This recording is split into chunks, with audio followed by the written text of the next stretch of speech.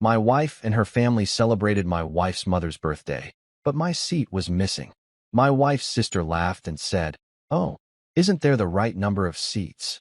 As everyone laughed, I quietly said, "I guess I'm not part of the family," and left the table. An hour and a half later, the whole family turned pale with shock. The restaurant smelled like rosemary and expensive wine. I remember that detail with perfect clarity. How the scent hit me the moment I walked through those heavy mahogany doors. How it mixed with the sound of my mother-in-law's laughter echoing from the private dining room they'd reserved. Margaret's 75th birthday. A milestone, Emily had said. Something we needed to make special. I'd spent 3 weeks planning my part in it. 3 weeks coordinating my impossible work schedule, moving client meetings, rescheduling a deposition that my senior partner had explicitly told me could not be moved. I'd done it anyway, called in favors, worked until 2 in the morning for 5 straight nights to make up the hours. Also, I could be here, at this table, celebrating the woman who had raised the person I loved most in the world. The gift I'd chosen sat in my jacket pocket, a vintage brooch from an estate sale in Boston, rose gold with tiny seed pearls arranged like stars. I'd driven 2 hours each way to authenticate it, to make sure it was the real thing. 1893, the dealer had confirmed. The exact year Margaret's grandmother had been born. Emily had mentioned once, almost in passing, that her mother had a photograph of that grandmother wearing a brooch just like it. Lost to time, she'd said. Lost to family memory. I'd found it again. Or something so close it might as well have been magic. That brooch felt heavy in my pocket as I approached the private dining room. As I heard the voices rising and falling in that particular rhythm families have when they're happy, when they're together, when they're whole. I was smiling. God help me. I was actually smiling, anticipating Margaret's face when she opened the small velvet box, when she saw what I'd done, how much I'd remembered. The door to the private room was slightly ajar. I pushed it open, and the first thing I noticed was the table. It was beautiful. Of course it was beautiful. Emily had planned it, and Emily planned everything with the precision of a general and the aesthetic sense of a museum curator. White linens so crisp they looked like fresh snow. Flowers in low, elegant arrangements. Peonies and garden roses in shades of blush and cream. Crystal glasses catching the light from the chandelier overhead. Place settings that probably cost more than my first car. The second thing I noticed, the thing that made my smile falter, made something cold slide down my spine, was the number of chairs. I counted them. Twice. Then a third time, because surely I was mistaken, surely I had miscounted, surely there was some explanation that would make sense, that would make this feeling in my gut dissipate like morning fog. 12 chairs. 12 place settings. 12 napkins folded into elaborate shapes I couldn't name. 12 members of the family were expected. 13 of us existed. Emily saw me first. My wife of 7 years. The woman who'd promised me forever in a church filled with flowers and witnesses. The woman who'd held my hand through my father's funeral and whispered that she'd never let me feel alone again. She was standing near the head of the table, adjusting a flower arrangement that didn't need adjusting. And when our eyes met across that expensively decorated room, I saw something flicker across her face. Something that wasn't quite surprise, wasn't quite guilt, but lived somewhere in the uncomfortable space between. "David," she said, and her voice had that bright, artificial quality it took on when she was performing, when she was pretending. "You made it." As if there had been doubt. As if I hadn't confirmed 3 times this week. As if I hadn't just performed miracles with my schedule to be here. The others turned then. Margaret, resplendent in royal blue, her silver hair styled in a way that probably required a professional in 2 hours. Richard, Emily's father, with his perpetual golf tan and his smile that never quite reached his eyes. Emily's older brother, Thomas, with his wife Claire and their twin teenagers. Emily's younger sister, Jennifer. Jennifer, who was already laughing. Not a surprised laugh. Not an uncomfortable laugh. A knowing laugh. The kind that starts in the belly and rises up with something that tastes like malice, like satisfaction, like a punchline finally landing. "Oh," Jennifer said, and her voice carried across the room like a bell, like an announcement, like a verdict. "Isn't there the right number of seats?" Silence dropped like a guillotine. Then laughter. Not from everyone. Not from all of them. But enough. Thomas's low chuckle. Claire's sharp little exhale of amusement. The twins, looking at each other with that particular teenage cruelty that hasn't yet learned to hide itself. Even Margaret smiled, that small, knowing smile that made something in my chest crack. Emily didn't laugh, but she didn't stop them either. She just stood there, one hand still on that perfect flower arrangement, her face carefully neutral, carefully blank, carefully nothing. I stood in the doorway with a 70-year-old brooch in my pocket and looked at those 12 chairs, at those 12 place settings, at the family I'd thought I belonged to, and something inside me simply stopped. Not broke, not shattered. Just stopped, like a watch winding down, like a heartbeat pausing between beats, like the moment before you fall, when you're still suspended in air, still weightless, still believing gravity might forget about you this one time. I guess, I heard myself say, and my voice sounded strange in my own ears, calm, distant, like it was coming from somewhere outside my body. I'm not part of the family. I didn't say it dramatically. I didn't spit it like an accusation or wield it like a weapon. I just said it, quiet and factual, the way you'd observe the weather or note the time, because in that moment, standing in that doorway, looking at that table, it was simply true. Then I turned around and walked away. Behind me, I heard Emily call my name. Once. David, cut off, uncertain, as if she'd started speaking before she knew what she wanted to say, before she decided whether she wanted to stop me at all. I didn't look back. I walked through the restaurant, past the tables of strangers enjoying their meals, their celebrations, their families that apparently knew how to count their members, past the host stand with its leather reservation book and the hostess who looked at me with something like concern. Through those heavy mahogany doors and out into the parking lot where the September evening was just beginning to cool, where the sun was setting in shades of gold and amber that would have been beautiful if I'd been capable of processing beauty in that moment. My car was parked in the back corner. I'd arrived early, nervous about being late, and had taken one of the furthest spots. The walk across the asphalt felt longer than it should have. Each step echoed in my ears. Each breath felt like work. I got into my car, closed the door, and sat there in the silence. The brooch was still in my pocket. I pulled it out, looked at it in the fading light. The seed pearls gleamed. The rose gold caught the sunset and threw it back in soft, warm tones. It was perfect.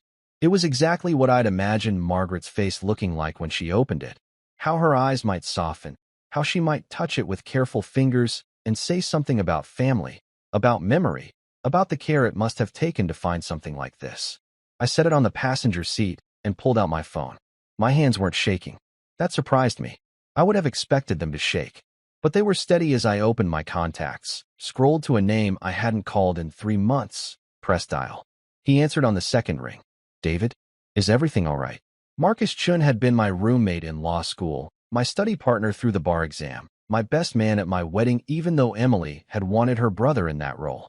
We'd stayed close for years after, regular lunches and occasional poker games, and the kind of friendship that didn't need constant maintenance to remain solid. Until Emily had started suggesting, gently at first, and then less gently, that maybe I didn't need to spend so much time with my old law school friends. That maybe I should focus more on family events, on getting to know her relatives better, on being present in her world rather than dragging her into mine. I'd listened. God help me, I'd listened. Marcus, I said, and my voice was still that strange, distant thing. Do you still have that contact at Whitmore and Associates? The one who does forensic accounting. There was a pause. Then, carefully, Rachel Whitmore. Yeah. What? I need you to call her for me, I said. Tell her I'm going to need someone who can look into personal finances. Multiple accounts. 7 years of records. And I need someone who can be discreet. Another pause, longer this time. I could almost hear Marcus thinking, recalibrating, trying to understand what had shifted, what had changed in the 3 hours since I'd sent him a text about how I was looking forward to tonight's dinner. David, he said finally. What happened? I looked at the restaurant, at its warm lights and its promise of celebration, at the family inside it that had carefully, deliberately, precisely forgotten to set a place for me. I think, I said slowly, my marriage might not be what I thought it was. And I need to know exactly what I'm dealing with before I decide what to do about it. Are you safe? Are you? I'm fine, I interrupted.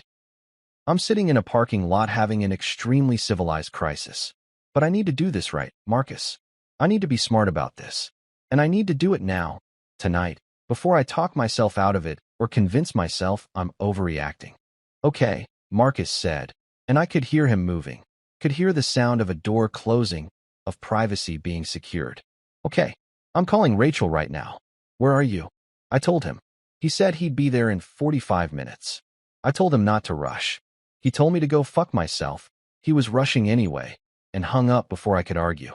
I sat there in my car, in the parking lot of the restaurant where my wife's family was celebrating without me, and I waited. The thing about betrayal is that it's never really sudden. You tell yourself it is. You tell yourself it came out of nowhere, that there were no signs, no warnings, no little moments that should have added up to something you could see.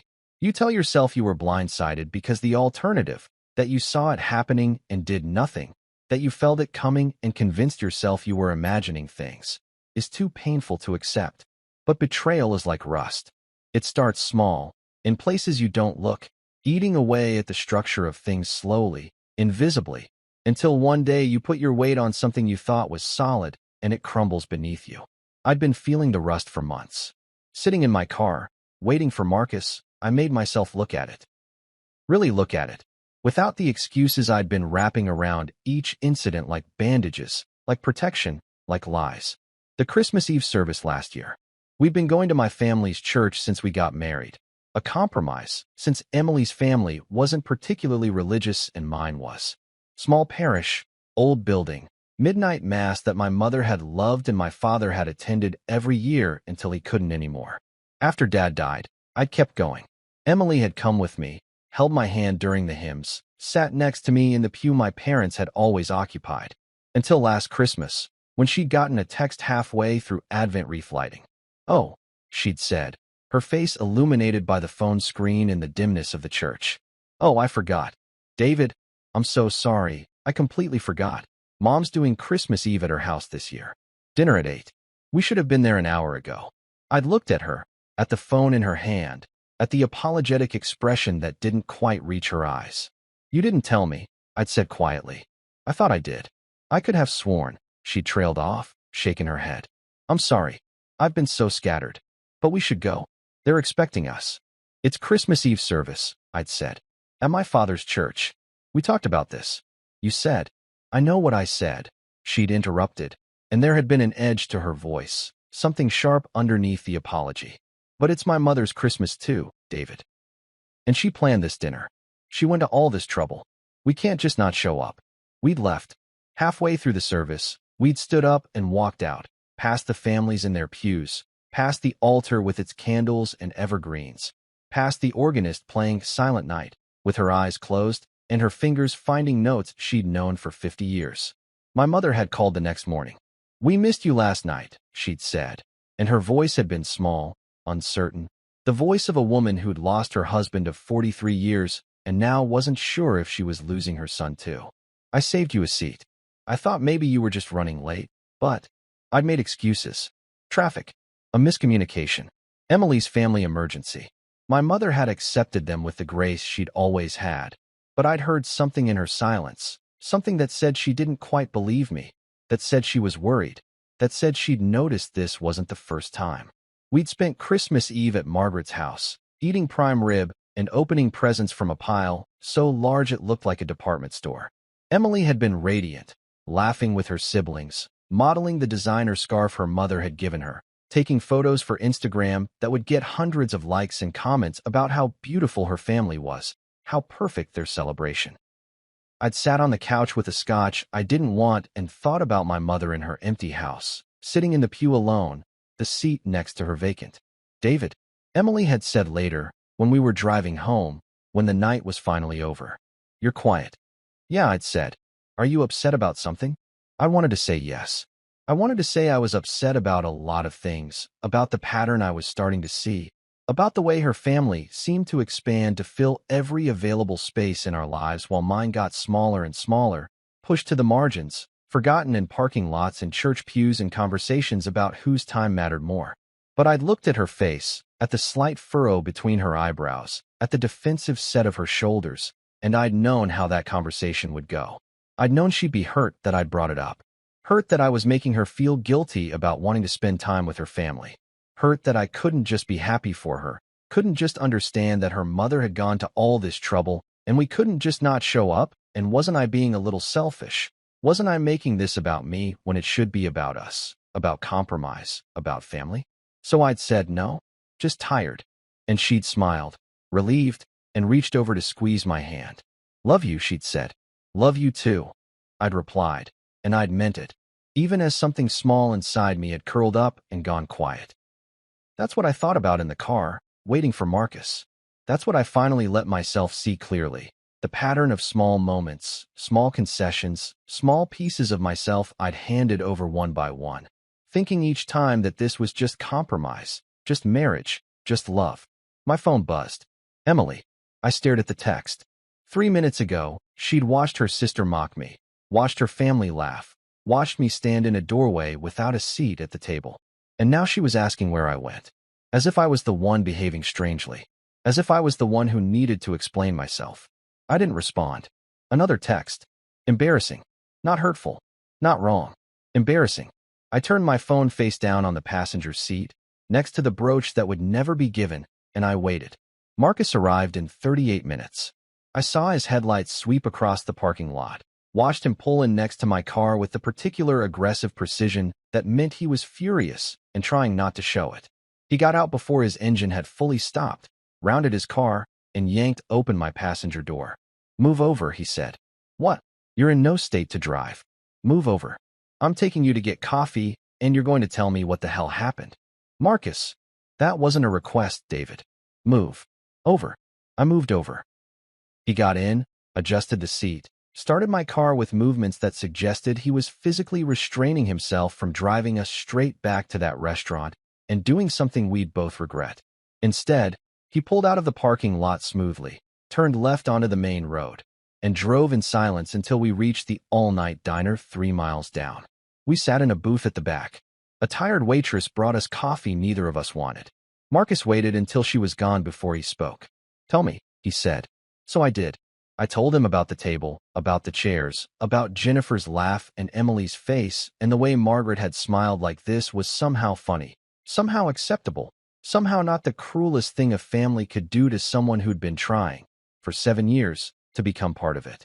I told him about Christmas Eve, about the engagement party for Thomas where I'd been asked to leave early because they were just keeping it to family for the gift opening, about the vacation to Martha's Vineyard 2 summers ago where Emily had mentioned, the day before we were supposed to leave, that actually there was only room in the rental house for blood relatives, and wasn't there a nice hotel nearby I could stay at? I'd stayed at a Holiday Inn. I'd driven to the house every morning for breakfast, spent the day with them on the beach, left every evening at 7 when they went inside for family dinner time. I'd done this for a week, smiling, pretending it was fine, pretending I understood. Jesus Christ, Marcus said when I finished. His coffee sat untouched, gone cold. Jesus Christ, David, why didn't you tell me any of this? Because, I said, and my voice was still that distant thing, that calm thing. Emily said I was being sensitive, that I was taking things personally, that her family just needed time to adjust to having someone new, that they'd always been very close-knit, and I needed to be patient. It's been 7 years. I know. That's not adjustment time. That's deliberate exclusion. I know. Marcus leaned back in the booth, ran both hands through his hair. Okay. So Rachel. She's good, she's discreet, and she owes me because I helped her sister with an immigration case last year. But David, what exactly are you looking for? What do you think you're going to find? That was the question, wasn't it? I thought about Emily's face when I'd walked through that door. The way she'd looked at me, not surprised, not guilty, not embarrassed. Just aware. Like she'd known the whole time what I was walking into, what I would find, how I would react. Like she'd expected me to just take it. I don't know, I said honestly. But something's wrong. Something's been wrong for a long time, and I've been ignoring it because I loved her, because I thought that's what you do in marriage. You work through things, you compromise, you try harder. But Marcus, I stopped, swallowed. They didn't forget to set a place for me. That's not something you forget. Someone counted. Someone arranged 12 chairs in 12 place settings, and someone knew, the whole time they were doing it, that there were 13 people coming. They knew, and they did it anyway. Emily knew. Emily knew, I agreed. She planned it. She made the reservation. She sent out the invitations. She knew exactly how many people would be there, and she arranged for exactly one fewer seat than necessary. Marcus was quiet for a long moment. Then, what are you thinking? Specifically, what do you want Rachel to look for? I pulled out my phone, opened it to the photos I'd taken last month when I'd been looking for our tax returns. Photos I'd taken and then dismissed, told myself I was being paranoid, that there was surely an explanation.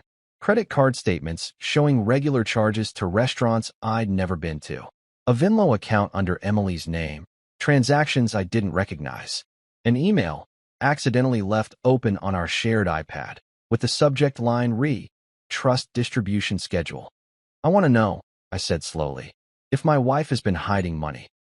I want to know if there are accounts I don't know about. I want to know what's in that trust and why I've never heard of it. And I want to know. I stopped, the words catching in my throat. What? Marcus prompted gently. I want to know if she's planning to leave me, I said, and saying it out loud made it real, made it solid, made it something I could no longer pretend wasn't happening. I want to know if this whole thing, the exclusion, the dismissiveness, the way her family treats me, if it's all been leading somewhere, if she's been preparing for something. Marcus reached across the table, gripped my shoulder hard. Then we find out, he said. We find out exactly what we're dealing with, and then you make decisions from a position of knowledge, not confusion. Agreed, agreed. He pulled out his phone, typed something quickly. I'm texting Rachel now. She'll meet us tomorrow. In the meantime, he looked at me carefully. Where are you staying tonight? Because you can't go home. What? Why not? Because you just walked out of your mother-in-law's birthday dinner after being publicly humiliated, and you haven't responded to your wife's texts, and you're about to start a financial investigation. You need to act normal, David. You need to go home, be calm, be reasonable, and not give any indication that you're doing anything except feeling hurt about tonight. Can you do that? I thought about it. Thought about walking into our house, seeing Emily, having the conversation that would inevitably happen. Thought about what I needed to say, how I needed to act, what version of myself I needed to present. Yeah, I said finally. Yeah, I can do that. You're sure? I looked at him, my friend, my brother in all but blood, the person who'd stood next to me when I promised to love Emily forever and hadn't said a word about his doubts even though I could see them in his eyes during the ceremony. Marcus, I said quietly, I've been acting for 7 years. I think I can manage one more night. I got home at 11:30. The house was dark except for the kitchen light. Emily's car was in the driveway, parked at a slightly crooked angle that meant she'd been upset when she pulled in. I sat in my car for a moment, preparing myself, putting on the right face, the right voice, the right version of David who was hurt but not angry, confused but not suspicious, still reachable, still manageable, still hers. She was sitting at the kitchen table when I walked in, still in her dress from the restaurant, dove gray silk that brought out her eyes, pearls at her throat that had been her grandmother's. Her makeup was slightly smudged, like she'd been crying, but her eyes were dry now. Waiting. Watching. Hi, I said. Hi. Her voice was careful. You turned your phone off. No, I said honestly. I just didn't want to talk yet. David. She stood up, and the movement was uncertain, like she wasn't sure if she should approach me or keep her distance. Tonight I'm sorry. That wasn't right. What Jennifer said, the way everyone laughed, that wasn't okay. I set my keys on the counter, took off my jacket, moved slowly, deliberately, like I was thinking through every word, every reaction, every response. Which I was. No, I agreed. It wasn't. I should have said something. I should have, she gestured helplessly. I should have stopped them. I should have made sure there was a seat. I don't know what happened. I could have sworn I told the restaurant 13 people. You told them 12. She stopped. What? You told them 12? I repeated, and kept my voice neutral, factual. I saw the reservation confirmation on your phone last week. 12 guests, it said. Not 13. The silence that followed was the kind that has weight, that has texture, that you can almost touch. Emily started, then stopped. Started again. I must have miscounted. I must have. Emily. I said her name softly, with something that might have been affection, might have been exhaustion, might have been grief.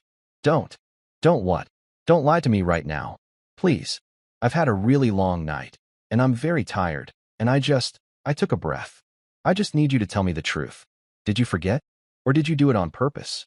She looked at me for a long moment. In the kitchen light, with her makeup smudged and her careful composure cracking, she looked young suddenly, vulnerable, like the girl I'd met 9 years ago at a bar association mixer. The girl who'd laughed at my nervous jokes and given me her number without making me work for it. It's complicated, she said finally. Then uncomplicated. Jennifer.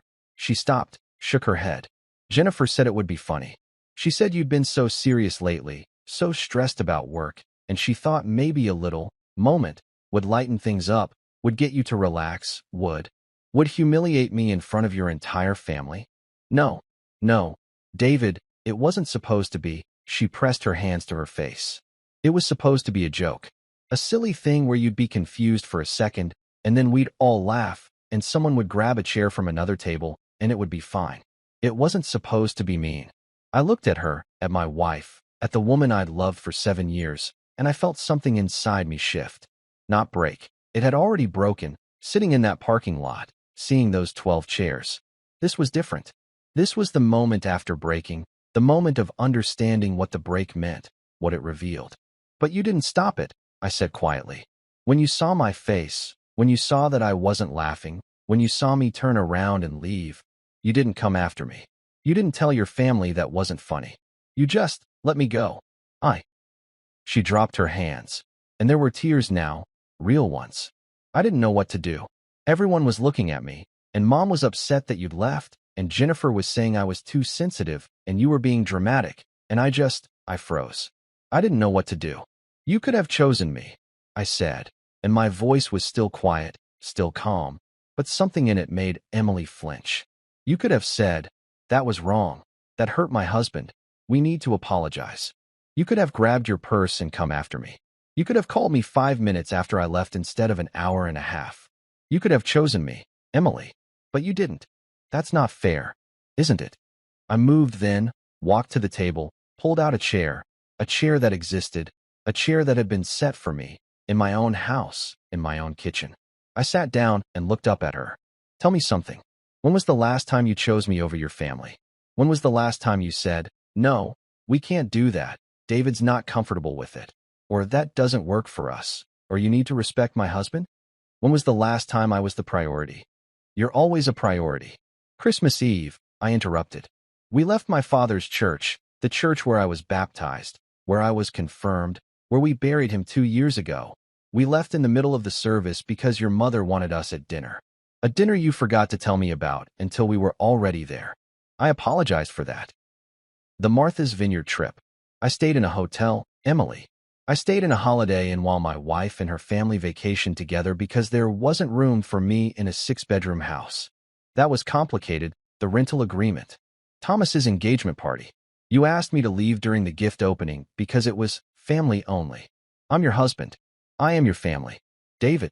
And tonight, I continued, and my voice was still quiet, but it was filling the kitchen now, filling the space between us with all the things I'd been too afraid to say, too accommodating to point out, too hopeful to acknowledge. Tonight, my seat was missing.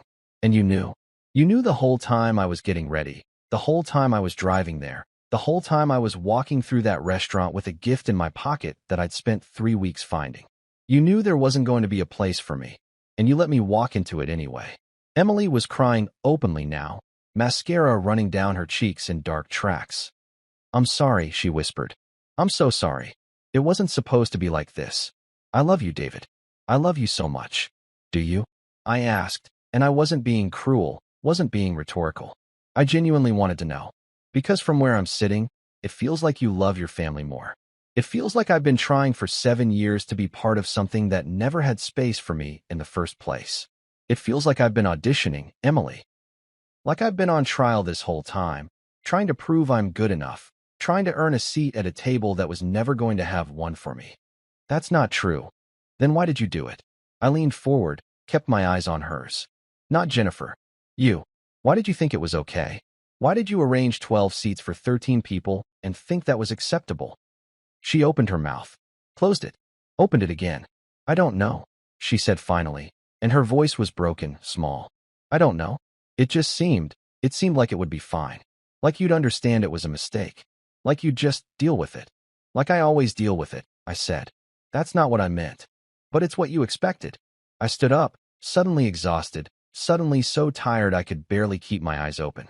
You expected me to just take it, to stand there and be embarrassed and laughed at and excluded, and then to come back and smile and pretend everything was fine. Because that's what I always do, right? I'm good at that. I'm very good at pretending everything's fine. David, please, she reached for me, but I stepped back. I'm going to bed, I said. I'm exhausted, and I can't do this right now. We'll talk tomorrow. David, tomorrow, Emily. I looked at her one more time. My wife, my partner, the person I'd built a life with who'd somehow, gradually, quietly, consistently chosen everyone else over me. I promise we'll talk tomorrow. But tonight, I just need to sleep. I walked upstairs, went into our bedroom, changed into pajamas with hands that had finally started to shake. I got into bed and lay there in the dark, listening to Emily move around downstairs, listening to her cry, listening to her finally come up the stairs and pause outside our door before continuing on to the guest room. My phone buzzed. A text from Marcus. I responded with a thumbs up and set the phone on the nightstand. Then I lay there in the dark and thought about rust, about betrayal, about the way things crumble when you finally let yourself see they're already crumbling. Somewhere in the house, Emily was crying. I closed my eyes and felt nothing at all. Rachel Whitmore looked exactly like someone who'd built a career finding money people were trying to hide. Sharp suit, sharper eyes, the kind of handshake that communicated competence and discretion in equal measure. She'd arrived at the coffee shop before us, had already secured a corner table that couldn't be overheard, had a laptop open and a legal pad covered in preliminary notes. David, she said when Marcus introduced us, I'm sorry we're meeting under these circumstances. Thank you for seeing me on such short notice. Marcus said it was urgent. She gestured for us to sit, waited until we had coffee, waited until the nearby tables were sufficiently empty before continuing. So let's talk about what you need. Marcus gave me the broad strokes, but I want to hear it from you. What exactly are you looking for? I pulled out my phone, opened it to the screenshots I compiled last night after Emily had finally stopped crying and gone to sleep. 3 things, I said. First, I want to know about all accounts my wife has access to, personal, joint, anything in her name or connected to her family. Second, I want to know about a trust. I saw an email referencing a distribution schedule, but I've never heard anything about a trust in 7 years of marriage. And third, I hesitated. Third, Rachel prompted. Third, I want to know if she's planning to leave me. If there's been any communication with divorce attorneys, any financial preparation, anything that suggests she's been getting ready for this marriage to end. Rachel made notes in shorthand I couldn't read. Okay, let's start with the basics. You've been married 7 years. 7 years, 2 months. Any prenup? No. Community property state? Yes. Children? No. She nodded, made more notes. And you said joint accounts. Do you have access to all financial information? Shared credit cards, bank accounts, investments? We have a joint checking account that we both use for household expenses, I said, and a savings account. But Emily handles most of the actual bill paying, the organization, the budgeting. I work long hours. She offered to take care of it. I thought that was reasonable. So you don't regularly review statements? Don't track spending patterns? I felt something uncomfortable twist in my chest. No, I trusted her. Not a criticism, Rachel said quickly. Just gathering information. What made you start questioning that trust? I showed her the screenshots. I was looking for our tax returns last month, needed them for a mortgage refinance, and I found these on her laptop. She'd left her email open. Rachel studied them, her expression neutral but her eyes sharp, moving quickly over the information, cataloging, analyzing, adding pieces together in ways I couldn't yet see. This trust, she said after a moment. The email references a distribution schedule and mentions your wife's name plus 3 others. Do you know who the other beneficiaries are? Her siblings, I said. Thomas, Jennifer, and Emily. It has to be. Margaret's the only one who'd have a family trust, and those are the only 3 children. And you've never been told about this trust?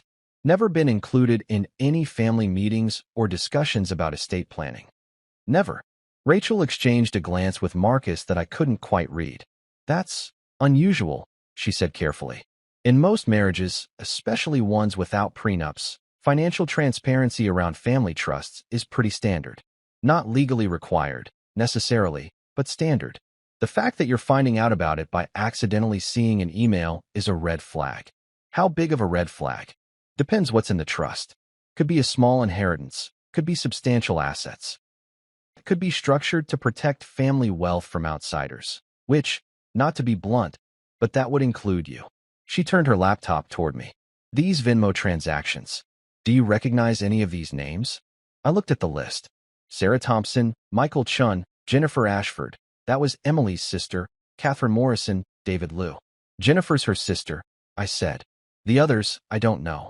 And these charges? Rachel pointed to the credit card statement. Regular restaurant charges, all at high-end places. You said you don't recognize them?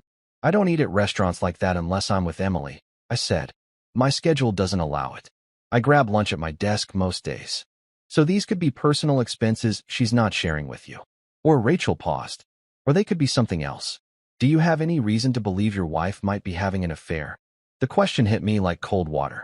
No, I said automatically. Then, less certainly, I don't think so. She's never given me any reason to. I stopped. Thought about the late nights she'd mentioned having dinner with friends, drinks with colleagues, book club running long. Thought about how I'd never questioned any of it because I trusted her, because I was busy with my own work, because I'd thought we were solid. But you're not certain, Rachel said gently. I'm not certain about anything anymore, I admitted. She made more notes. Okay, here's what I can do. With your permission, I can start pulling financial records, everything you're entitled to as a spouse in a community property state. Bank accounts, credit cards, investment accounts, any property records. I can also start looking into this trust, though that might be harder to access depending on how it's structured. And I can see if there are any communications with divorce attorneys, though that's tricky. Attorney-client privilege makes that information difficult to obtain unless it's been filed. How long will this take? For preliminary findings? 3 to 5 days. For comprehensive analysis? Could be 2 weeks, depending what we find. And David, she looked at me directly. This is going to cost. Not as much as a messy divorce would cost, but I don't want you to be surprised by my fees. We're looking at probably $5,000 to $8,000 for a thorough investigation, possibly more if things get complicated. I didn't even hesitate. Do it. You're sure? Once we start pulling records and making inquiries, there's a chance Emily could find out. We'll be discreet, but I'm sure, I interrupted. I need to know what I'm dealing with. I need to know if my wife has been lying to me about money, about her family, about...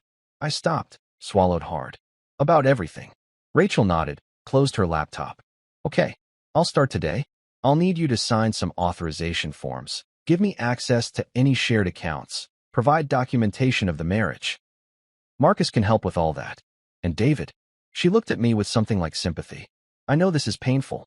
I know you probably feel like you're betraying your wife by investigating her. But if what you're telling me is true, if there's been consistent exclusion and financial secrecy, then you're not betraying her. You're protecting yourself.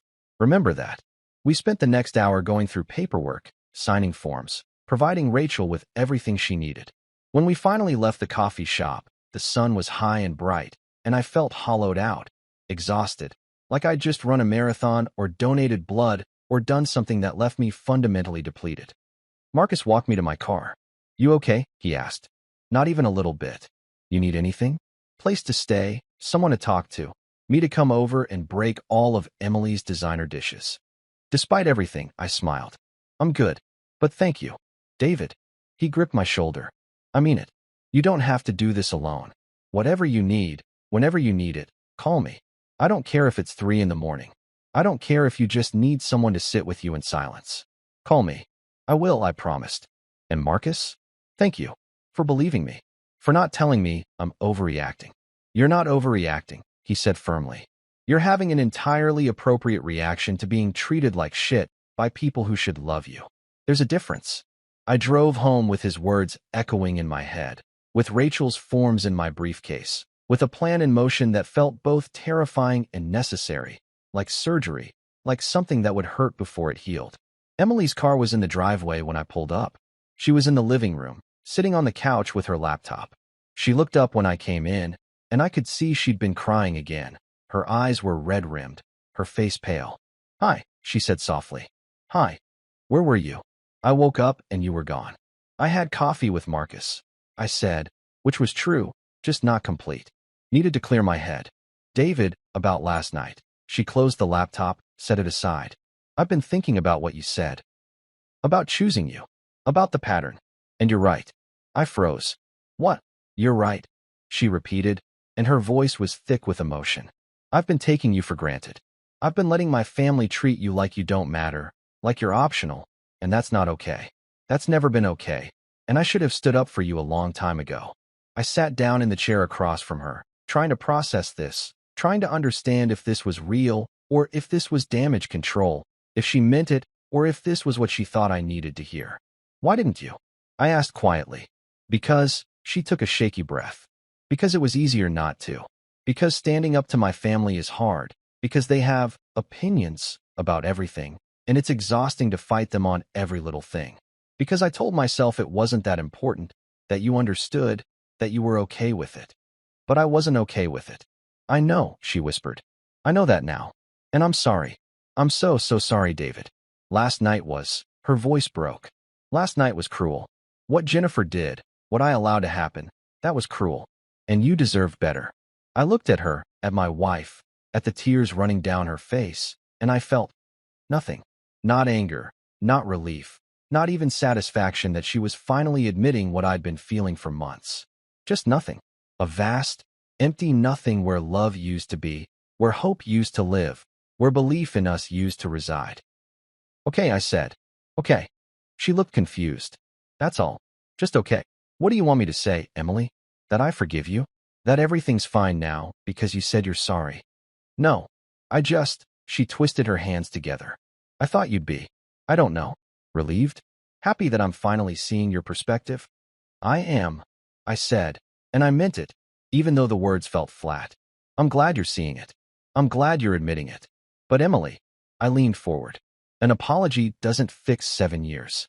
An apology doesn't give me back all those moments where I was excluded, where I was made to feel like I didn't belong, where I went home alone or stayed in a hotel or left a church service because your family wanted you and you chose them. So what do you want? She asked, and there was an edge to her voice now, frustration creeping in. What do you want me to do, David? I'm apologizing. I'm admitting I was wrong. I'm trying to make this right. I stopped, tried to find the words, tried to articulate what I'd been feeling in that parking lot, what I'd been understanding in Rachel's office. I want to know why. Not the surface reason. Not it was easier, or I took you for granted. I want to know why you married someone you were always going to keep at arm's length from your family. Why you chose me if you were never going to let me be part of your life. That's not fair. Why did you make 12 reservations, Emily? I interrupted, and my voice was still quiet, but it had steel in it now, had force. Why did you count your family and not count me? What was going through your head when you made that reservation? When you told the restaurant 12 guests? When you knew? You had to know that I would show up expecting a seat. She didn't answer, just sat there, tears still falling, mouth working like she was trying to find words that didn't exist. Did you think it was funny? I pressed. Did you think I deserved it? Did you think what? That I'd just stand there and take it like I've taken everything else? I didn't think, she burst out. I didn't think about it at all, David. Jennifer made the suggestion, and I went along with it. I didn't think about how it would feel. I didn't think about what it meant. She pressed her hands to her face. I just wanted to make her happy. I wanted to make all of them happy.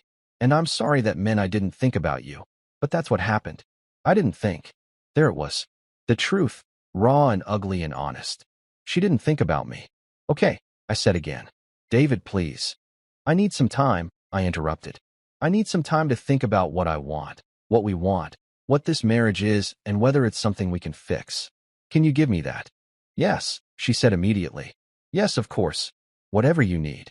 I might stay with Marcus for a few days. Okay. And I paused, made sure I had her full attention. I think we should probably talk to someone. A therapist. A marriage counselor. Someone who can help us figure out if there's anything left to save. She nodded, relief flooding her face. Yes, absolutely. Whatever you think we need. I stood up. I'm going to pack a bag. I'll call you in a few days. David. She stood too. Reached for me. I love you. I know I've been terrible at showing it, but I do love you. Please don't forget that. I looked at her hand on my arm, at the wedding ring still gleaming on her finger, at the face I'd loved for 9 years, had promised forever to 7 years ago. I won't forget, I said, which wasn't the same as saying I believed it. I went upstairs, packed a bag with clothes and toiletries, and my laptop. I took the brooch from the dresser where I'd set it last night. Couldn't quite bring myself to leave it behind. Couldn't quite bring myself to throw it away. I put it in my pocket like a talisman, like a reminder, like evidence of who I'd been before I'd walked into that restaurant. Emily watched from the couch as I carried my bag downstairs, as I picked up my briefcase, as I headed for the door.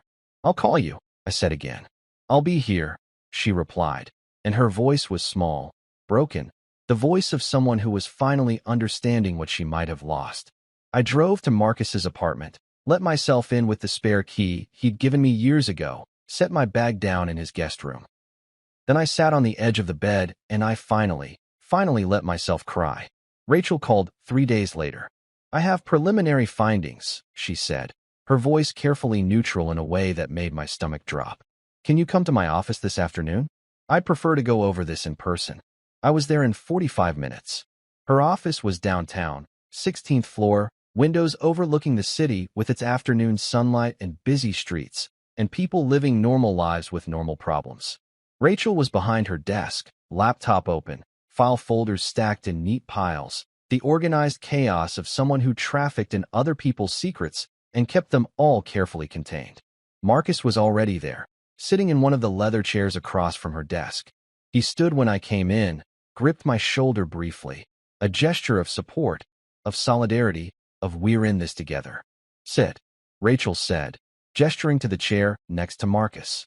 Before I start, I want you to know, what I found is significant. It's going to be difficult to hear. Are you ready? No, I said honestly. But tell me anyway. She opened a folder, pulled out the first document. Let's start with the trust. The Margaret Ashford Family Trust was established in 2004, funded with approximately $12 million in assets at that time. It's grown significantly. Current value is approximately $23 million. I felt the number hit me like a physical blow. $23 million. The trust has 4 beneficiaries, Rachel continued. Margaret Ashford herself, who maintains control during her lifetime, and her 3 children, Thomas, Jennifer, and Emily. Upon Margaret's death, the assets are to be distributed equally among the 3 children, with one very significant stipulation. She pulled out another document, turned it so I could see. The trust includes what's called a bloodline protection clause. It's not uncommon in wealthy families, but it's significant. Essentially, any beneficiary who's married at the time of distribution can only receive their share if their spouse signs a waiver relinquishing any claim to those assets in the event of divorce. So Emily's share of this trust, roughly $7 to $8 million when her mother passes, is protected from you, Rachel said bluntly. If you divorce, you have no claim to it. If she dies, you don't inherit it. It goes back to the family. You are explicitly excluded from these assets. The room felt like it was tilting. Did she know about this? When we got married. The trust was established 7 years before you were married, Rachel said gently. So yes, she knew. She had to have known. But she never told me. No. And that brings us to the second issue. Rachel pulled out more documents, bank statements, credit card records, pages and pages of financial data. Emily has 3 bank accounts you don't know about. One is connected to the trust. It receives quarterly distributions. She's been getting approximately $40,000 a quarter since the trust was restructured 5 years ago. That's $160,000 a year in income you were not aware of. Jesus Christ, Marcus muttered. The second account is a personal savings account she opened 2 years ago. Current balance is $215,000. The deposits into this account correlate with withdrawals from your joint savings account. She's been systematically moving money from shared assets into her own name. I couldn't speak, couldn't process what I was hearing. The third account is a checking account she shares with her sister Jennifer. They use it for what appears to be personal expenses, the restaurant charges you noticed, shopping, travel. Jennifer contributes as well. It's essentially a discretionary spending account they both have access to. So when Emily told me we needed to cut back, I said slowly, When she said we couldn't afford to visit my mother for Christmas because flights were too expensive. When she said we should postpone our anniversary trip because money was tight. She had over $200,000 in personal savings and was receiving $40,000 a quarter in trust distributions, Rachel finished. Yes, that's fraud, Marcus said. That's absolutely financial fraud. She was lying about household finances while hiding assets. It's complicated, Rachel said. The trust distributions are technically her separate property. She's not legally required to disclose them or share them, especially if the trust was established before the marriage. But the movement of funds from joint accounts into her personal accounts? That's more problematic. In a community property state, that could be considered misappropriation of marital assets. What else? I asked, because I could tell from Rachel's face there was more. She hesitated. David, what else, Rachel? She pulled out a final document. 6 months ago, Emily had a consultation with a divorce attorney. Davis and McKenna, family law specialists. They're expensive, they're discreet, and they're very good at high-net-worth divorces. The room went silent. She's planning to leave me, I said, and it wasn't a question. Or she's preparing for the possibility, Rachel said carefully. The consultation covered asset protection, spousal support calculations, and community property division. According to the notes, which I obtained through, let's call them creative means, she was particularly concerned about protecting her trust distribution and her personal accounts from any divorce settlement. When? I asked. When was this consultation? Rachel looked at her notes. March 15th. March 15th. 2 weeks after my birthday. 3 weeks before our anniversary. A month before she'd suggested we start trying for a baby. A conversation I'd been overjoyed about. A conversation I'd thought meant we were moving forward, growing, building a future. She'd been planning to leave me while talking about having children. David, Marcus said, and his voice was tight with controlled fury. David, you need to file first. You need to protect yourself. I need to think, I said, and my voice sounded strange, distant, like it belonged to someone else. I need to understand what this means. What it means, Rachel said bluntly, is that your wife has been systematically preparing for divorce while maintaining the appearance of a committed marriage. What it means is that she's been hiding substantial assets, moving money, and consulting with attorneys while you were working 60-hour weeks and believing everything was fine. What it means is that you need to act quickly to protect yourself. But why? I asked, and I hated how broken I sounded, how lost. Why would she do this? If she wanted to leave, why not just leave? Why the pretense? Why make me believe we were solid when she was planning for this? That, Rachel said quietly, is a question for her, not me. But if I had to guess, control, timing, making sure all her pieces were in place before she made a move. It's not uncommon in high-net-worth divorces. The person with more money or family assets often wants to ensure they're fully protected before filing. So I was just what? A placeholder? Something to maintain until she was ready. I don't know, Rachel said, but I know you deserve better than this. And I know you need to act. I looked at the documents spread across her desk, the bank statements, the trust documents, the evidence of betrayal that was somehow worse than anything I'd imagined. Because this wasn't just about being excluded from her family. This wasn't just about a missing chair at a birthday dinner. This was calculated. This was planned. This was my wife, the woman I'd loved and trusted and built a life with, systematically preparing to destroy that life while pretending everything was fine. What do? I asked. Rachel looked at Marcus, then back at me. You file for divorce. You do it immediately, before she has a chance to move more assets or further protect herself. You file, you request full discovery of all financial accounts, you freeze any joint assets, and you fight for what you're entitled to. And the trust. The trust is probably protected, the bloodline clause is legal in this state. But everything else, the money she moved from joint accounts, the assets acquired during the marriage, any commingling of trust funds with marital property, that's all fair game. How much? I asked. If we divorced, if we went to court, how much would I be entitled to? Rachel did some quick calculations. In a community property state, you're generally entitled to half of all assets acquired during the marriage.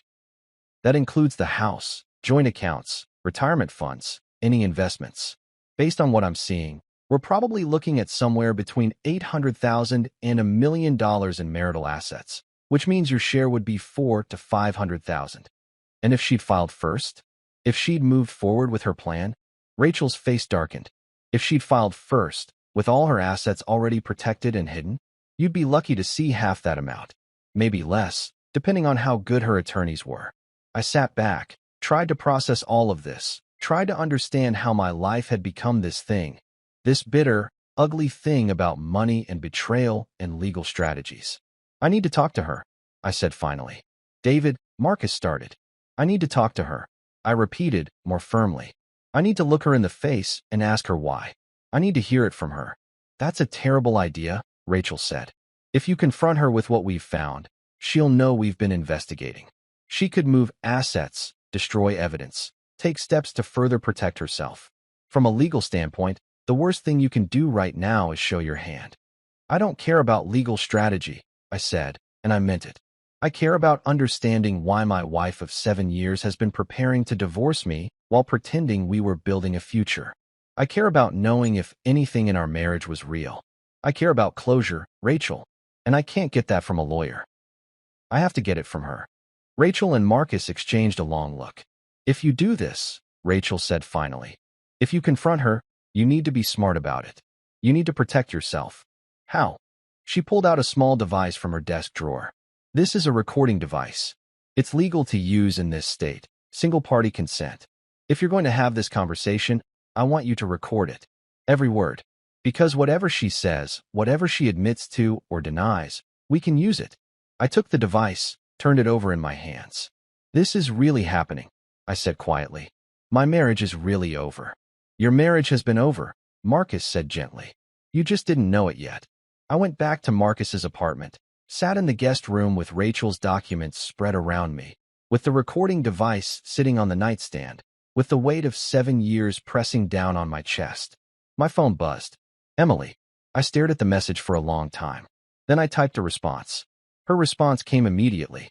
I didn't respond to that. Just set the phone down and looked at the documents again. $23 million. A divorce attorney consultation. 6 months of planning. 7 years of pretending. I picked up the recording device, tested it, made sure I knew how to use it. Tomorrow night, I would get my answers. Tomorrow night, I would finally understand what my marriage had really been. Tomorrow night, one way or another, this would end. The house smelled like rosemary and garlic when I arrived.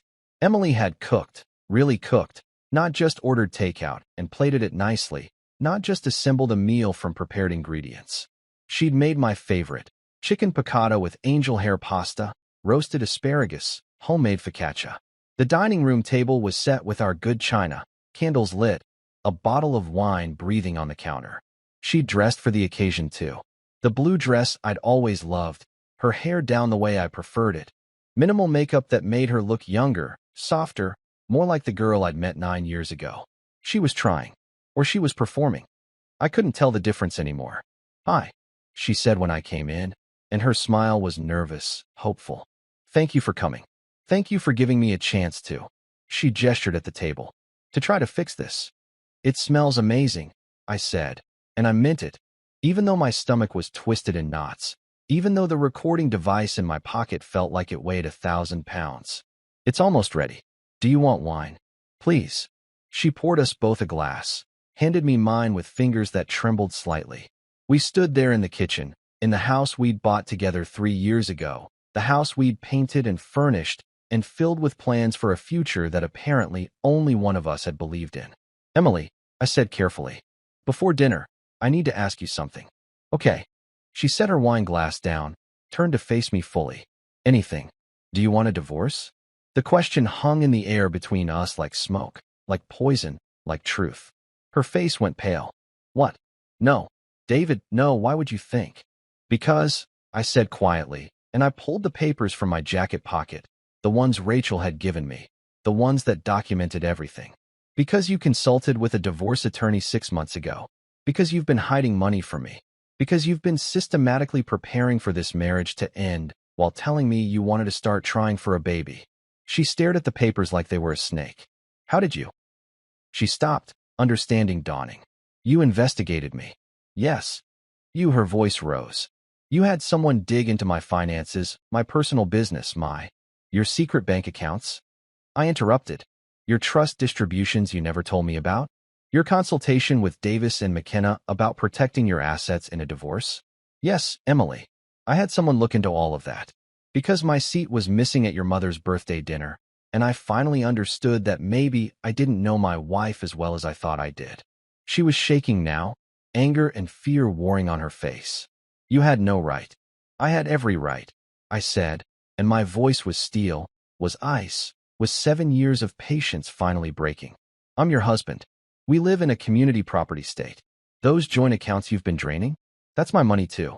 That house you've been planning to keep in the divorce. I paid half the down payment. You don't get to hide assets and plan to leave me and then act like I'm the one who violated some trust. I wasn't planning to leave you. Then why did you consult with a divorce attorney? Because, she pressed her hands to her face. Because Jennifer told me I should. Because she said I was an idiot for not protecting myself, for putting you on the house title, for mixing my trust money with marital assets. She said I needed to know my options, needed to understand what a divorce would look like if, she stopped. If what? If things didn't work out, she finished quietly. Things were working out, I said, and I could hear my voice breaking now, could feel 7 years of belief crumbling. I thought things were working out. I thought we were happy. I thought we were building something. We were. Don't lie to me. I interrupted. Please, Emily. Not now. Not anymore. I am standing here with documentation of everything you've hidden from me, everything you've lied about, everything you've planned. So don't lie to me now. Don't tell me we were happy when you were consulting divorce attorneys and moving money into accounts I couldn't access and treating me like someone who didn't deserve a seat at your family's table. She was crying now, really crying, mascara running down her face in dark tracks. I was scared, she whispered. I was scared of ending up like my mother. What? My mother, she repeated. My father. He's not a nice man, David. He's charming in public, but at home? He's controlling. He monitors every penny she spends. He makes all the decisions about their money, their investments, their life. She has nothing of her own, nothing he can't take away. And I watched her live like that for my entire childhood, watched her have to ask permission to buy groceries, watched her become smaller and smaller until she gestured helplessly. Just an accessory, a decoration, someone who existed to make him look good. I'm not your father, I said. I know that. Do you? I moved closer, because from where I'm standing, it looks like you've spent our entire marriage treating me like I might become him. Like I might wake up one day and decide to control you, to diminish you, to take everything you have. So you protected yourself. You hid money. You kept secrets. You made sure I could never have any power over you. It wasn't like that. Then what was it like, Emily? Explain it to me. Make me understand why you married someone you didn't trust. Why you built a life with someone you were simultaneously preparing to leave. Why you let me believe we were partners when you were treating me like a threat. She sank into one of the dining room chairs, her carefully prepared dinner forgotten. I did trust you, she said quietly. I do trust you. But Jennifer, she stopped, seemed to gather herself. Jennifer's been divorced twice. Both times, she lost money. Both times, her ex-husbands took her to court and got more than they deserved, got more than they'd contributed, because she hadn't protected herself properly. And she kept telling me I was being naive. That love doesn't last, but money does. That I needed to be smart, needed to protect myself, needed to make sure that if you ever turned on me, I wouldn't end up like Mom, dependent and powerless and trapped. So you listened to your bitter, twice-divorced sister instead of trusting your husband. She's not bitter. She convinced you to humiliate me at your mother's birthday dinner, I said flatly. She suggested making sure there was no seat for me as a joke, and you went along with it. That's not the action of someone who has your best interests at heart, Emily. That's the action of someone who wants you to fail because she failed. She flinched. That's not fair, isn't it? I pulled out a chair, sat down across from her. Tell me something. When did you start moving money out of our joint accounts? When did you start siphoning off our savings into accounts I didn't know about? 2 years ago, she whispered. Why then? Because, she twisted her hands together. Because that's when Jennifer got divorced the second time. And she was so angry, so hurt.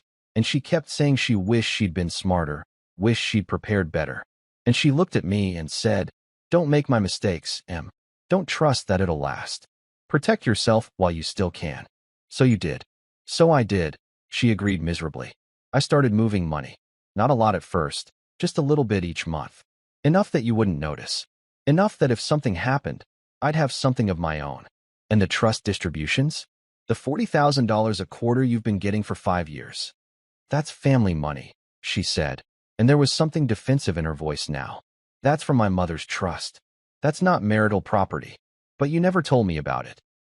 Because it's not yours, she said, and there was steel in her voice now too. That money, that trust, that's mine. That's what my family built, what my grandfather and grandmother worked for. And yes, there's a bloodline protection clause, because that's how wealthy families protect their assets. You wouldn't understand. Because I'm not wealthy?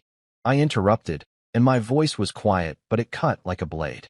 Because I come from a middle-class family where people don't have trusts and offshore accounts and million-dollar inheritances? Because my father was a teacher and my mother was a nurse, and we didn't summer in Martha's Vineyard? That's not what I meant. Then what did you mean, Emily? Because it sounds like you're saying I don't deserve to know about your finances because I'm not from the right kind of family. It sounds like you're saying my claim to marital assets is somehow less valid because I didn't come from money. No, she said, but her voice was uncertain. No, it's complicated. Family money is different. It has different rules. And I was never going to be part of that family, I said, understanding flooding through me. That's what this has all been about, hasn't it? Your family never accepted me. They tolerated me. They were polite to me, but I was never going to be one of them. And you agreed with them. That's not true. Then why was my seat missing, Emily? I leaned forward. Why? After 7 years of marriage, did your family set a table with 12 chairs for 13 people? Why did they look at me like I was an intruder in my own wife's life? Why did they laugh when I said I guess I'm not part of the family? She didn't answer, just sat there crying, her hands covering her face. Say it, I pressed. Say what we both know is true. Say what your family has been saying with every exclusion, every forgotten invitation, every time they've made plans without me. Say what you've been showing me with every hidden account, every secret consultation, every dollar you've moved where I couldn't see it. David, say it. I repeated, and my voice was breaking now, was cracking with 7 years of hurt and hope and love that had nowhere left to go. Say that I was never going to be enough. Say that no matter what I did, no matter how hard I tried, no matter how much I loved you, I was never going to be part of your world because I didn't come from it. You don't understand, she whispered. You don't understand what it's like, having a family like mine. The expectations, the pressure, the constant judgment. You're right, I interrupted. I don't understand. Because my family, my small, middle-class, ordinary family, they would have given you the shirt off their back. My mother loved you from the moment she met you. My father walked you down the aisle at our wedding because yours was too busy on a work call. They welcomed you, included you, treated you like you'd always been their daughter. And you? I stopped, swallowed hard. You let your family treat me like I was nothing. I'm sorry, she sobbed. I'm so sorry. I didn't know how to. I didn't know how to stand up to them. I didn't know how to choose you without losing them. So you chose them, I said simply. Over and over, every time it mattered, you chose them. And I convinced myself that was okay. That was just how marriage worked. That love meant accommodating, compromising, understanding. But Emily, I reached across the table, took her hand. Love doesn't mean making yourself smaller. Love doesn't mean accepting crumbs. Love doesn't mean staying at a table where there's no seat for you. She gripped my hand like a lifeline. What are you saying? I'm saying I can't do this anymore, I said, and the words were heavy, final, like stones dropping into water. I can't be married to someone who's been preparing to divorce me while pretending we have a future. I can't stay in a family that sees me as an outsider. I can't keep trying to earn a place that was never going to be mine. Please, she whispered. Please don't do this. We can fix it. We can go to counseling. We can. We can't fix 7 years of lies, I said gently. We can't fix the fact that you trusted your sister's bitterness more than you trusted our marriage. We can't fix the fact that you hid money, consulted lawyers, and made plans to leave while I was working 60-hour weeks believing we were building something together. I never wanted to leave you. But you were prepared to, I finished. You were ready. You had your exit strategy planned, your assets protected, your lawyer consulted. And the only reason we're having this conversation now, instead of you serving me papers, is because I found out first. She pulled her hand away, pressed both palms against her eyes. So what now? You're just going to leave? You're going to throw away 7 years because I made some mistakes, because I protected myself. You didn't protect yourself, I said. You protected yourself from me. There's a difference. One is smart financial planning. The other is a fundamental lack of trust in your partner. I do trust you. Then why did you do it, Emily? I asked one more time. If you trusted me, if you believed in us, if you thought our marriage would last, why did you move money into secret accounts? Why did you consult a divorce attorney? Why did you let your family treat me like I was disposable? She looked at me for a long moment, tears streaming down her face, and I saw the exact second she decided to stop lying. Because, she said quietly, I knew it wouldn't last. Not really. Not forever. Because people like you and people like me, we're from different worlds, David. And no matter how much we love each other, no matter how hard we try, eventually those worlds pull us apart. That's what Jennifer kept saying. That's what my mother said when I told her I wanted to marry you. They said you'd never fit, you'd never understand, you'd eventually resent me for having money when you didn't, and I'd eventually resent you for making me feel guilty about it. There it was. The truth, raw and ugly and honest. So you married me believing we were doomed, I said. I married you hoping I was wrong, she corrected. Hoping that love would be enough, that we could beat the odds. But David, her voice broke. We haven't. We haven't beaten the odds. Because here we are, 7 years later, fighting about money and family and all the things they said we'd fight about. They were right. And I hate that they were right, but they were. I sat back, felt something settle in my chest. Not peace exactly, not acceptance, but understanding. Finally, horribly, completely, understanding. Okay, I said. Okay. Okay, I repeated. Thank you for being honest. Finally. So what happens now? I stood up, pulled the recording device from my pocket, set it on the table between us. The little red light was still blinking. What is that? Emily asked, and her voice was thin, terrified. That, I said quietly, is my insurance.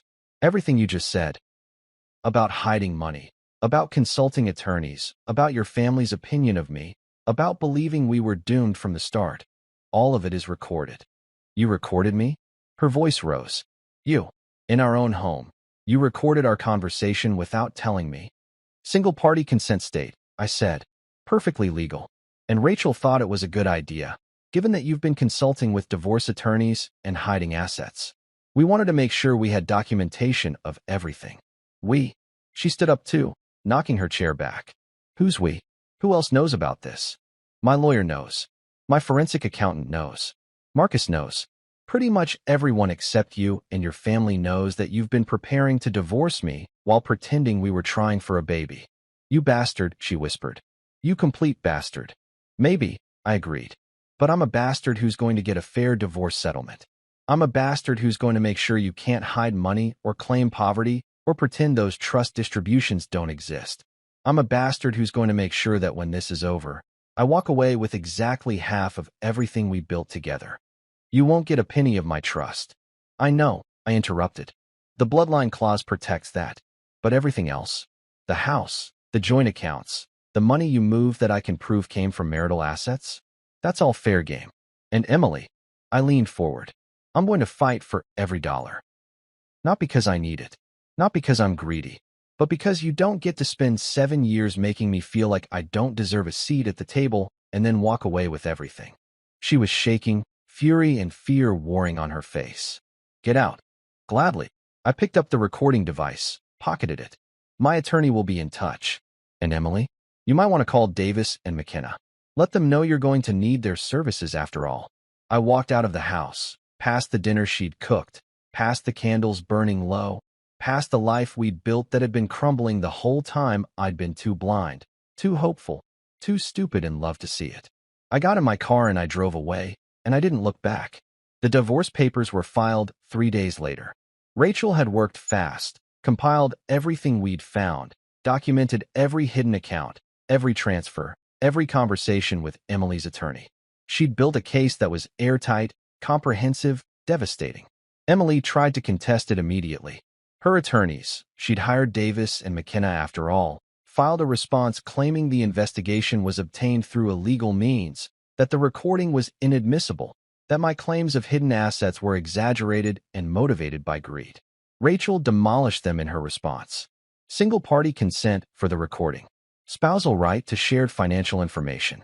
Documentation of every transfer, every account, every lie Emily had told about our finances. The judge wasn't amused. In the preliminary hearing, he looked at Emily's attorneys with something close to contempt. Your client maintained separate accounts, failed to disclose trust distributions, systematically moved marital assets, and consulted with you about divorce while telling her husband they were trying for a baby? And you want me to believe Mr. Thompson is the one acting in bad faith? Emily's lead attorney, a silver-haired woman named Patricia Davis who'd built a career on protecting wealthy wives, tried to argue.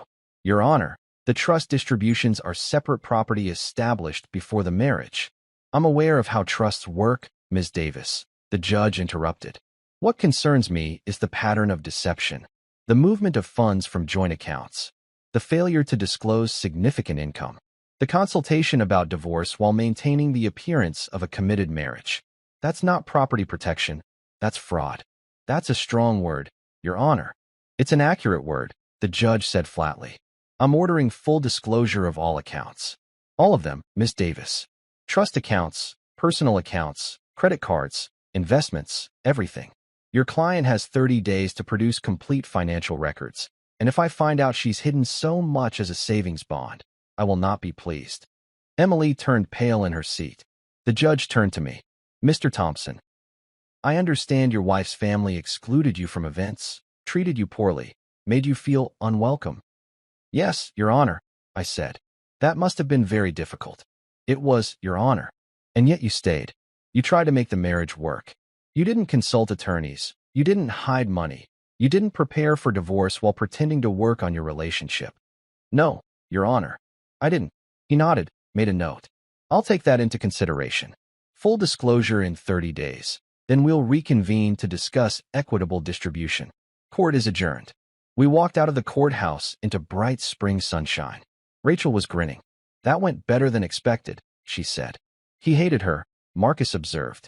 He hated the deception, Rachel corrected. Judges see a lot of messy divorces, but they really don't like it when one party has been systematically deceiving the other. Emily's attorneys are going to have to work very hard to rehabilitate her image. What happens now? I asked. Now we wait for disclosure. Now we document everything. And now, Rachel looked at me seriously. Now you need to prepare for this to get ugly. Emily's going to fight. Her family's going to fight. They're going to hire investigators. They're going to dig into your life.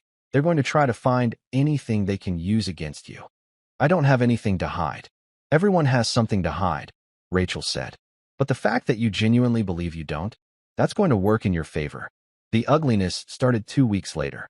A private investigator showed up at my office, trying to question my colleagues about my behavior and character.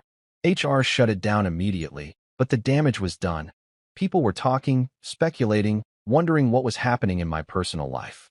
Then the social media campaign started. Jennifer posted a long, emotional essay on Facebook about manipulative men and gold diggers, and how her sister was going through something difficult with a husband who couldn't accept that some things were family matters. It didn't mention me by name, but it didn't have to.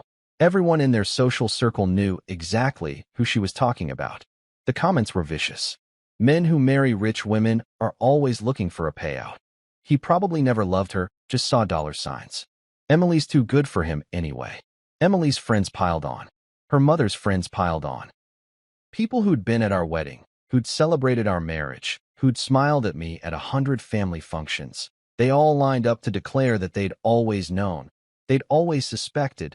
They'd always thought I was off. Marcus wanted me to respond. You can't let them control the narrative, he said. You need to tell your side. No, I said. David. No, I repeated. I'm not going to get into a public fight with Emily's family. I'm not going to defend myself on social media to people who've already decided I'm the villain. The judge has the facts. Rachel has the documentation. That's what matters. But your reputation. My reputation will survive, I said. The truth has a way of coming out. And it did. 3 weeks after Jennifer's Facebook essay, after the investigation had stalled because they couldn't find anything to use against me, After Emily's attorneys had been forced to produce the financial records that showed everything I'd claimed was true, the narrative started to shift. It started with a mutual friend, someone who'd been at both our wedding and at Margaret's birthday dinner. She posted a comment on Jennifer's essay that went viral in their social circle. I was there the night this all started. I saw what happened. There was no seat for him at his own mother-in-law's birthday dinner. He didn't cause a scene. He didn't yell. He just quietly said he guessed he wasn't part of the family, and he left. And everyone laughed. Everyone. If my husband had been treated like that by my family, I would have walked out with him. But Emily didn't. She stayed. She let it happen. So maybe before we all pile on and call him a gold digger, we should think about what kind of marriage treats someone like that. The comments that followed were different. Wait, they didn't set a seat for him. That's incredibly cruel. I remember seeing him at events always kind of separate, like he was there, but not really included. Emily talked about trying for a baby while consulting divorce attorneys. That's really messed up. Jennifer tried to do damage control, but it was too late. The story was out. The truth was spreading. And people were starting to ask questions about why Emily's family had treated me the way they had, why Emily had hidden money, why everything I'd claimed was being backed up by court documents and depositions. Emily called me 3 days after that comment went viral. David, she said, and her voice was small, broken. Can we talk? Please. Our lawyers can talk, I said. Not about the divorce. About everything else. About what people are saying. About my family. What about your family? There. She stopped, took a shaky breath. They're angry with me. Mom's angry. Dad's angry. They're saying I mishandled this, that I should have been smarter, that I should have, another pause, that I should have treated you better. I was quiet for a moment. They're right. I know, she whispered. I know they are. And David, I'm so sorry. I'm sorry for all of it. I'm sorry I didn't stand up for you. I'm sorry I let them make you feel like you didn't belong. I'm sorry I hid money and consulted attorneys and protected myself from you when I should have been protecting us. Okay. She sounded confused. That's all. Just okay. What do you want me to say, Emily? That I forgive you? That we can go back to how things were? She stopped. I want to understand how we got here. I want to understand how I became the person who could do those things to someone I loved. You listened to your family, I said quietly. You listened to Jennifer's bitterness and your mother's fear, and you decided that protecting yourself was more important than trusting us. That's how we got here. Can we fix it? I thought about the question. Really thought about it. Thought about 7 years of love and hurt, and trying and failing. Thought about the 12 chairs at that table. Thought about Emily watching me leave and not following. Thought about hidden bank accounts and divorce attorney consultations and trust distributions she'd never mentioned. No, I said finally. We can't. Why not? Because, I said, and my voice was gentle, sad, final. You were right. What you said that night, about people from different worlds, you were right. Not because of money, not because of class, but because of values. I value honesty, and you hid things. I value partnership, and you protected yourself. I value loyalty, and you chose your family over me every time it mattered. Those aren't things therapy can fix, Emily. Those are fundamental differences in who we are. She was crying now. I could hear it in her breathing. I really did love you, she said. I know you don't believe me, but I did. I do. I believe you, I said, and I meant it. I believe you loved me as much as you were capable of loving someone you didn't fully trust. But Emily, that wasn't enough. It was never going to be enough. So this is really over. This was over the moment you made 12 reservations for 13 people, I said. We just didn't know it yet. She was quiet for a long moment. Then, the financial disclosure. The accounts I have to reveal. David, some of that money, the money I moved from our joint savings, I spent it. On what? On Jennifer, she said quietly. When she got divorced the second time, she was in a bad place financially. Her ex got the house, most of their savings. She needed help. So I gave her money. A lot of money. About $80,000 over the last 2 years. I closed my eyes. So you took money from our joint savings, money I earned, money we were saving for our future, and you gave it to your sister without telling me. She was desperate. Emily, I interrupted. You gave my money to the woman who convinced you to humiliate me at your mother's birthday dinner. You gave my money to the person who told you I was going to turn into your father. You gave my money to someone who wanted our marriage to fail. When you put it like that, How else should I put it? I asked. You stole from me, Emily. You took money from our joint account and gave it to someone who actively worked against our marriage. And you did it secretly, behind my back, because you knew I'd object. You knew it was wrong. I'm sorry, she whispered. I know, I said. But sorry doesn't give me back those 2 years of savings. Sorry doesn't change the fact that you prioritized your sister's financial problems over our future. Sorry doesn't make this any less of a betrayal. What are you going to do? I'm going to tell Rachel, I said. I'm going to document it. And I'm going to make sure the judge knows that not only did you hide money, you also misappropriated marital assets to fund your sister's lifestyle. David, please. We're done, Emily, I said, and my voice was tired, so tired. We're done pretending. We're done protecting each other. We're done with all of it. Just do what your attorney says. Disclose everything. Be honest, for once, about what you've been doing. And maybe, if you're lucky, the judge will still give you a fair settlement. And if I'm not lucky, then you'll learn that actions have consequences, I said. And that sometimes, when you treat people like they don't matter, they stop being willing to protect you. I hung up before she could respond. The final hearing was set for August. In the months between, Emily disclosed everything. All the accounts, all the transfers, all the money given to Jennifer. Rachel built a case that was comprehensive, devastating, irrefutable. Emily's attorneys tried to argue that the money given to Jennifer was a gift and therefore not subject to community property division. The judge wasn't buying it. Mrs. Thompson, he said during the final hearing, you took $80,000 from a joint savings account and gave it to your sister without your husband's knowledge or consent. That's not a gift. That's misappropriation of marital assets. And it's going to factor significantly into my decision about property division. Emily's attorney started to object, but the judge held up a hand. I've reviewed all the evidence, he continued. The hidden accounts, the trust distributions that were never disclosed, the consultation with divorce attorneys while telling your husband you wanted to start a family, the systematic exclusion from family events, the missing seat at the birthday dinner. He looked at Emily with something close to contempt. Mrs. Thompson, I've presided over a lot of divorces. I've seen people at their worst, seen marriages end in cruelty and vindictiveness and betrayal. But what you did, the sustained, calculated deception of your partner over multiple years, that's particularly egregious. Your Honor, Patricia Davis tried. I'm not finished, Miss Davis. The judge turned to me. Mr. Thompson, you're requesting an equitable division of marital assets, plus reimbursement for the funds misappropriated to Jennifer Ashford, plus a portion of your wife's separate property as compensation for the pattern of deception and financial fraud. Yes, Your Honor, Rachel said. And you've documented all of this? The transfers, the accounts, the timeline of events. Yes, Your Honor. Extensively. He nodded, made notes. Here's my ruling.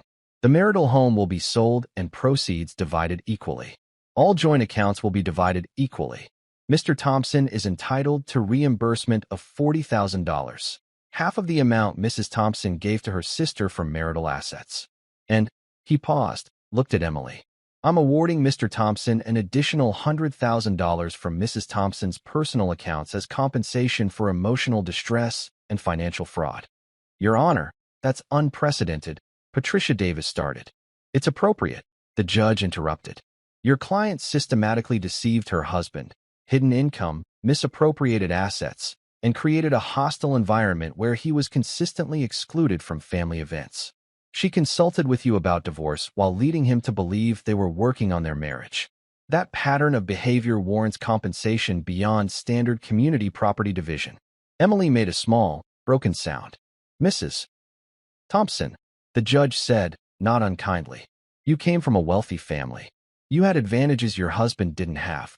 And instead of appreciating what you built together, instead of being grateful for a partner who worked hard and loved you, you listened to bad advice from bitter people and you destroyed your marriage from the inside. That's not my concern. People destroy their marriages every day. But when you do it while hiding money and lying about your intentions, that becomes my concern. And I will not allow that behavior to be rewarded.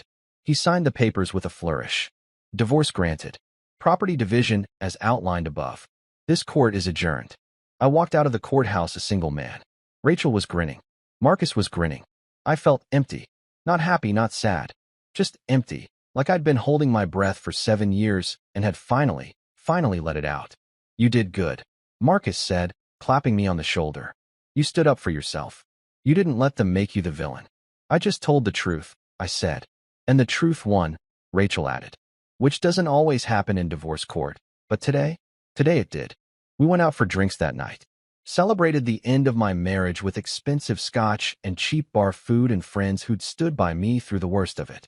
I got drunk enough to forget, for a few hours, what I'd lost. What I'd given up. What 7 years had cost me. When I got home to Marcus's apartment, because I didn't have a home anymore, wouldn't have one until the house sold, I found a message on my phone. From Emily's mother, Margaret. David, her voice said, tight and formal. I heard about the ruling. I want you to know that I'm ashamed. Of Emily. Of Jennifer. Of how we treated you. You were a good husband to my daughter, and we made you feel like you weren't good enough. And I'm sorry. I'm so very sorry. A pause. Then, softer. I wish you had stayed. I wish you had fought for your seat at that table. I wish, her voice broke. I wish we had been the family you deserved. The message ended. I sat there in the dark, in the guest room of my best friend's apartment, and I thought about Margaret's words. About wishing I'd fought for my seat. But I had fought. That was the thing she didn't understand. I'd fought by leaving. I'd fought by refusing to accept crumbs. I'd fought by demanding to be treated with dignity, with respect, with the basic consideration that every human being deserves from the people who claim to love them. I'd fought by walking away from a table that had no place for me. And I'd won. The beach house in Oregon was small, modest, nothing like the home Emily and I had owned together. But it was mine. I'd bought it with my divorce settlement, with money I'd earned and fought for and finally, rightfully, received. 1 bedroom, 1 bathroom, a kitchen that overlooked the ocean, windows that let in salt air, and the sound of waves and light that changed with every hour. I woke up every morning to sunrise over the Pacific. I went to sleep every night to the rhythm of the tide. I was alone, and I was learning, slowly, painfully, gradually, to be okay with that. Marcus visited sometimes. My mother visited. Friends from law school, colleagues from work, people who'd stood by me during the divorce, and who still called, still checked in, still reminded me that being excluded from one family didn't mean I was alone in the world. I'd taken a sabbatical from work. 6 months to breathe, to think, to figure out who David Thompson was when he wasn't trying to earn a seat at someone else's table. I was writing. Not professionally, not for publication, just writing. Putting words on paper about love and betrayal and family and trust. About the space between what we promise and what we do. About the slow rust of deception and the sudden crumble of belief. Maybe someday I'd show someone. Maybe someday it would become something. For now, it was enough that it existed. That I existed. That I'd survived 7 years of diminishment and had come out the other side still whole, still human, still capable of hope. I thought about Emily sometimes. Wondered if she'd learned anything, if she'd grown, if she'd stopped listening to Jennifer's bitterness and her mother's fear. I hoped she had. I genuinely hoped she'd found some peace, some understanding, some path forward that didn't involve hiding and protecting and preparing for inevitable failure. But that wasn't my responsibility anymore. My responsibility was to this small beach house, to this new life, to myself. My phone buzzed. A text from Marcus. I smiled, texted back. The sun was setting, painting the ocean in shades of gold and amber and rose. I took my coffee out to the deck, sat in the chair I'd bought from a yard sale, watched the waves roll in and out with their eternal patience. Somewhere in the city, Emily was living her life. Somewhere, Margaret was trying to make amends. Somewhere, Jennifer was probably still bitter, still divorced, still convinced that protecting yourself was more important than trusting anyone. But here, in this small house, on this small piece of Oregon coast, I was finally, completely, entirely free. And I had a seat at my own table.